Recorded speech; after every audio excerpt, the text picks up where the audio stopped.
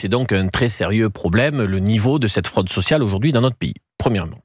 Deuxièmement, sur cette fraude sociale, il y a en effet les images qu'on peut avoir, c'est-à-dire des personnes, des fausses retraites versées pour des personnes qui sont décédées. Il peut y avoir de la fraude sur les cartes vitales. J'attire l'attention que cette fraude sociale, on y intègre tout. C'est-à-dire, par exemple, le travail au noir, le travail non déclaré, fait partie dans les calculs de la fraude sociale. Nous en avons pour 7 milliards d'euros de manque à gagner. Et j'attire l'attention que je suis allé, c'est pour donner la complexité à la fraude sociale, sur l'assurance maladie, les chiffres officiels. La répartition des préjudices financiers total en 2023, c'est 466 millions. Donc Valérie, cette fraude à l'assurance maladie, c'est un élément du grand bloc que tu as donné. Et sur cette fraude à l'assurance maladie, 70% de ces 466 millions viennent des professionnels de santé. Je vais donner un exemple après. 20% des assurés et 45% des établissements de santé. Par exemple, il y a aujourd'hui un problème dans notre pays sur les centres d'audioprothésistes. Tout le monde le sait. C'est-à-dire qu'il y a certains professionnels audioprothésistes qui se comportent très bien. Il y en a d'autres qui en font une vache à lait pour aller prendre du financement de l'assurance maladie sur des actes qui n'ont pas été réalisés. Je demande donc à ce qu'on puisse élargir un peu notre regard sur la nature de ces fraudes-là. Non, mais bien sûr. C'était important ce qu'il avait à dire. C'est un exposé. Non, c'est pas mal. Non, c'est important parce que c'est évidemment intéressant. C'est pas nul. C'est pas évidemment intéressant. Moi, j'ai un truc plus Fabien court. Lecoeuvre. Ah, bah oui, on le savait ça. Non. C'est-à-dire qu'il y a un chiffre qui fait quand même, qui est significatif de tout ça. Oui. On est 67,5 millions d'habitants. Il y a 72 millions de cartes vitales. Mais il y a un problème. Il y a un vrai problème, c'est-à-dire qu'il y a au moins 5 millions de fraudeurs qui ont des cartes qui ne sont pas enregistrées auprès des assurances. Après, le pourcentage dont vient de parler Olivier, c'est-à-dire 20% qui sont des particuliers et plus de 70% en professionnels de santé, ça c'est un sujet qui interroge. Exactement. Et vous nous interrogez d'ailleurs sur Europe 1, 01 80 20 39 21. On a Makram en ligne. Bonjour Makram. Oui, salut Cyril, ça va ? Merci d'être avec nous. Merci toujours d'Île-de-France, Makram, qui est avec nous sur Europe 1. Merci d'être là. Makram, vous vouliez réagir à cette fraude sociale. Pour commencer, on a un point en commun, vous et moi et Cyril, on est tous les Tunisiens déjà. Non, c'est vrai, mais ça me fait bien plaisir. Vous êtes d'où ? Vous êtes d'où ? De Djerba. Ah, Djerba. Magnifique, j'adore. Djerba la douce, Djerba la fidèle. Exactement. La fidèle. Merci. Alors, pour revenir au sujet, la fraude aujourd'hui, franchement, en France, c'est devenu porte ouverte à toutes les fenêtres. Alors là, c'est dans tous les domaines. Ah oui. À commencer par les politiciens, à titre d'exemple, la fraude, la sécurité sociale. À titre d'exemple, par exemple, les lunettes. Vous savez, les lunettes, c'est une catastrophe. Catastrophe, exactement. Oui. En fait, alors en France, 99% des gens, en fait, ils ont des problèmes de vue. Alors que c'est pas vrai. Oui, en fait, il y a déjà ça. Vous regardez aussi la fraude aux médicaments, par exemple. Enfin, je ne citerai pas le pays, mais il y a un pays où, en fait, on voit. Alors, si vous regardez le flux de médicaments qui vont là-bas, vous pétez un câble. C'est un truc de malade. C'est quoi ça ? Tout ça, ça contribue à l'élargissement du trou de la sécurité sociale. On parlait de la couche de jaune avant, maintenant c'est Mais je veux dire, aujourd'hui c'est le principal problème qu'a la France. C'est le principal problème aujourd'hui. Le budget numéro 1 et qui plombe l'État, c'est ça.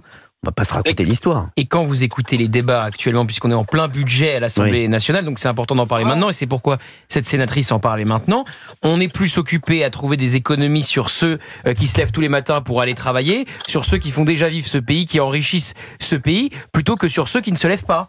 Donc c'est quand même un problème de vouloir faire des économies sur le dos des actifs plutôt que sur ceux qui vivent des prestations sociales. C'est un problème quand même. 13 000 € par habitant. C'est quand même un problème, c'est quand même beaucoup trop. Dans les auditeurs qui nous écoutent, je suis sûr qu'il y en a plein qui se disent moi j'ai pas les 13 000 € par an. Bien sûr, exactement. Alors comment ça se fait que d'autres les ont ? Il y en a qui doivent avoir 30 000. Voilà. Oui, qu'est-ce que vous croyez ? Bien sûr. C'est sûr. Cyril, oui, le problème c'est quoi en fait ? On revient sur le laxisme. Bien sûr. C'est le laxisme. Bien sûr. En fait, il n'y a pas assez de contrôleurs. Bien sûr, on ne va pas mettre un contrôleur fiscal derrière chaque personne. Mais voilà, c'est ça, il faut mettre les moyens pour... Il faut baisser les budgets des prestations sociales. Voilà. Exactement. Il faut baisser les budgets. On est obligé aujourd'hui. On ne peut pas tout garder. Mais partout. partout. Franchement, j'ai pas envie de me faire des ennemis non plus, mais chez les taxis, chez les ambulanciers, chez les infirmières libérales, partout il y a des fraudes, mais partout. Le pays est devenu un champ de mine de fraude. Mais aujourd'hui pour moi, ça c'est une priorité. Aujourd'hui, on cherche l'argent. On va pas se mentir. 50 milliards. Aujourd'hui, la dette elle a atteint des niveaux qui sont historiques.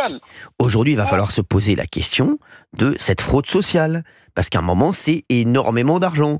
Et à un moment, on ne peut pas tout faire en France. À un moment, ils veulent tout garder comme avant. À un moment, on peut pas. Je vous dis, vous voyez bien que ça... il faut dire stop. Bien sûr, à un moment, vous voyez bien que ça va exploser. On le voit bien, mais on veut pas toucher à ça, parce qu'il y a des mecs qui disent ah bah non, attention, ça il faut pas y toucher, c'est ce que vont me dire tout à l'heure, certainement voilà. Vos amis? Oui, enfin mes amis. Parlons concrètement, qu'est-ce qu'on peut toucher? Ce sera jamais mes amis. Pipo et Mario? Oui.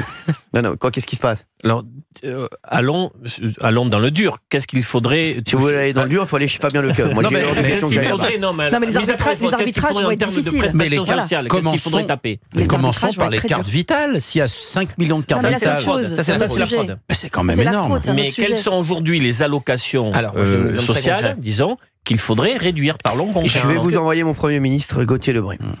Déjà, tu sais qu'on n'a pas fait la réforme de l'assurance chômage voulue par Gabriel Attal, qui aurait rallongé le temps de travail pour toucher le chômage.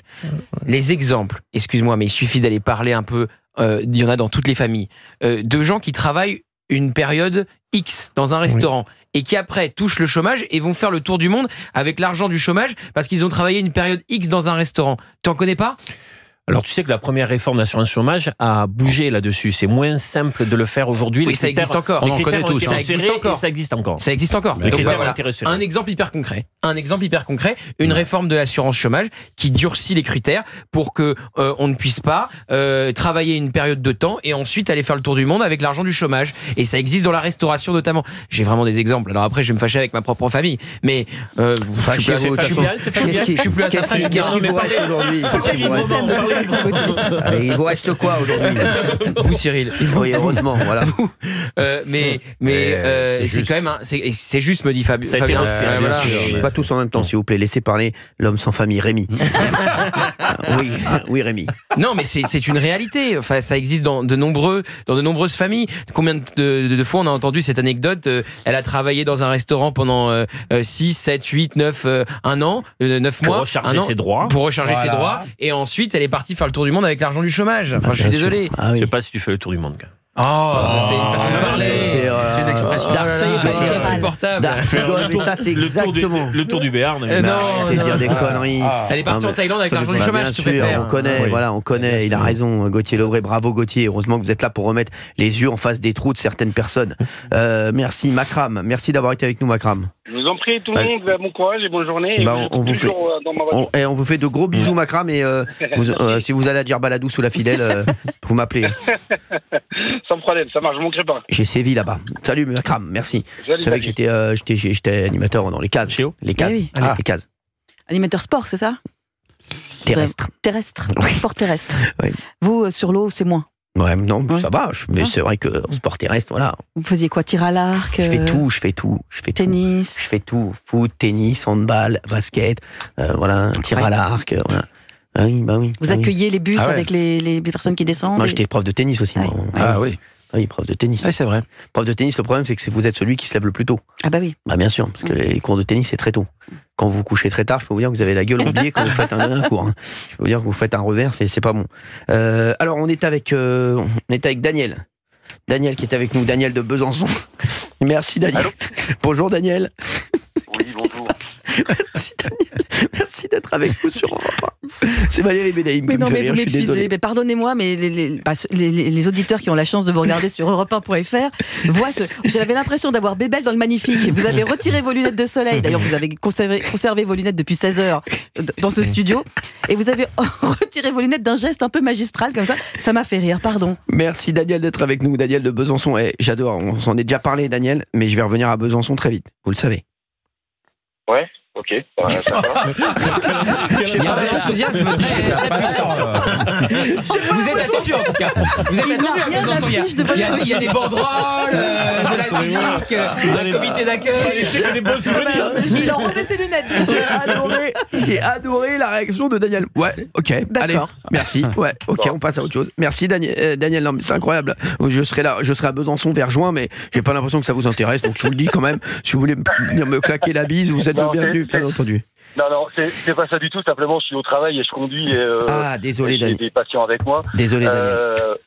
Voilà, vous êtes ambulancier, c'est important de dire que vous êtes ambulancier, hein, voilà, comme ça, voilà, les gens comprennent bien. C'est ça. Merci. Daniel. Voilà. Et en fait, j'appelais concernant ces histoires de carte vitale, justement, de fraude.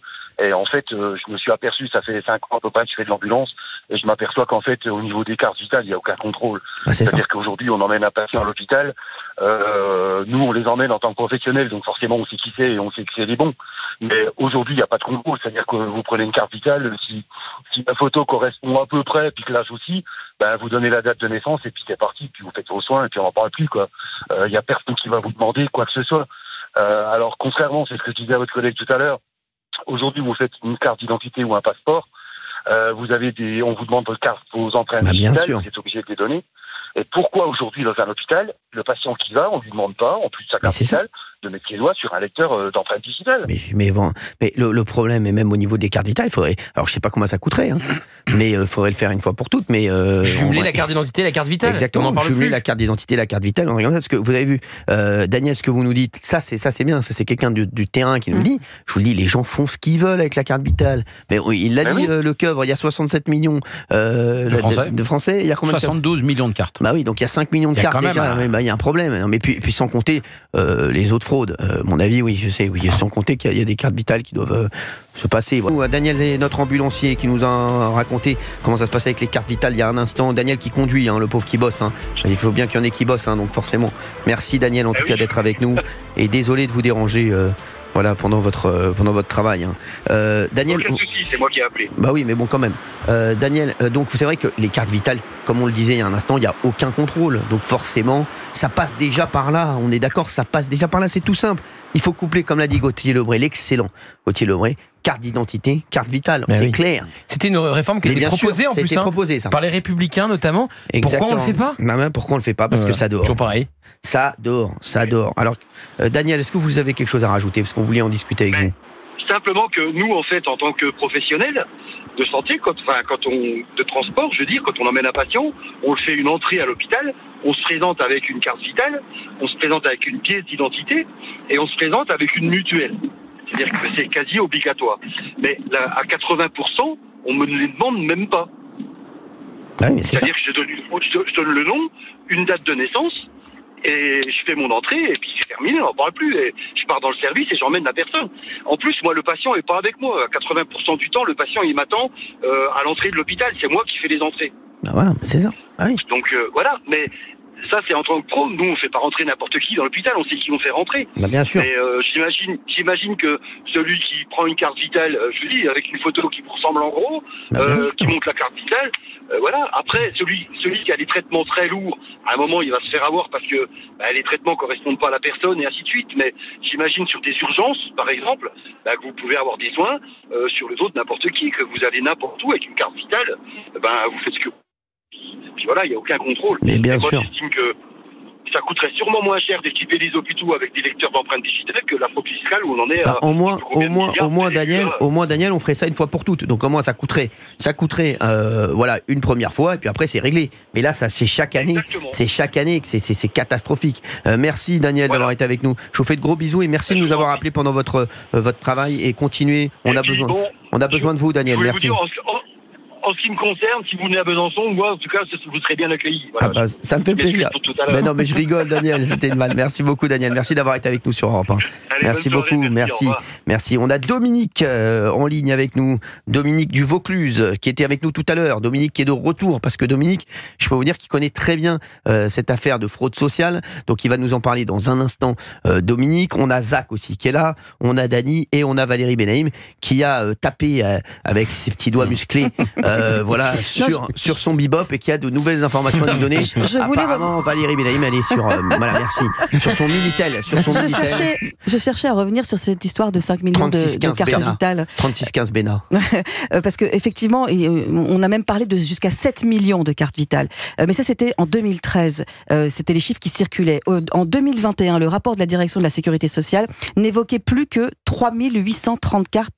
30 cartes en surnombre au 31 décembre 2021. Donc eux, officiellement, disent qu'il n'y a plus que 3830 cartes. Alors, donc, ce sont des chiffres qui ne sont pas des chiffres de fraudeurs. Oui, c'est la prestation sociale tous les ans. 12 550 chômage, allocation familiale. C'est presque un SMIC par personne. Les aides au logement. Non, vous vous rendez compte, mais ça, oui, c'est important.